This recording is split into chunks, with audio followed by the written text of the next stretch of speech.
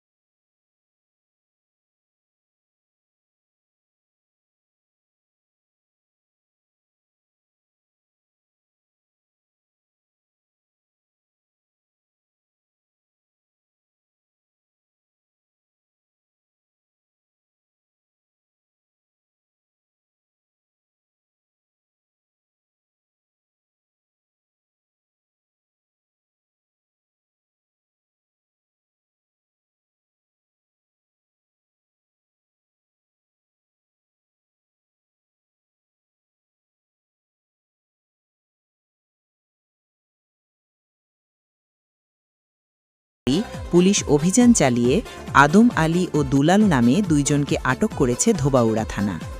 এলাকায় অতিরিক্ত পুলিশ মোতায়েন করা হয়েছে। স্বতন্ত্র প্রার্থী সালমান ওমর রুবেল অভিযোগ করে বলেন, এটি পরিকল্পিত রাজনৈতিক হত্যাকাণ্ড। অন্যদিকে বিএনপি প্রার্থী সৈয়দ ইমরান সালেহ দাবি করেন, ঘটনাটি পারিবারিক বিরোধ থেকে ঘটতে পারে এবং রাজনৈতিক রং দেওয়া হচ্ছে। ময়মনসিংহের অতিরিক্ত police super crime and ops Mohammad Ashraful Karim ঘটনার সত্যতা নিশ্চিত করে জানান, পরিস্থিতি বর্তমানে নিয়ন্ত্রণে রয়েছে এবং তদন্ত চলমান।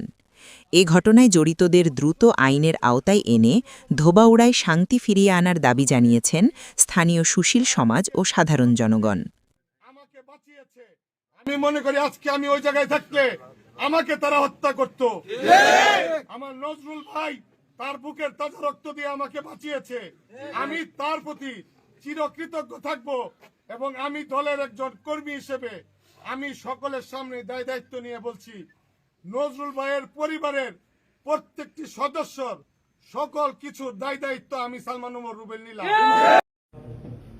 আজকে হচ্ছে সন্ধ্যাবেলায় 6টার পরে ধোবাউড়া উপজেলার এরশাদ বাজারে একটি স্বতন্ত্র প্রার্থী সালমান ওমর রুবেলের সমর্থকরা তারা নির্বাচনী যে একটি বিভিন্ন বাজারে যে ঘর থাকে নির্বাচনী ব্যাপারে আলোচনা করার জন্য, তো তাদের একটি নির্বাচনী ঘর উদ্বোধন করার জন্য সেটিকে কেন্দ্র করে অন্য একটি গ্রুপের সাথে তাদের ঝামেলা হয়।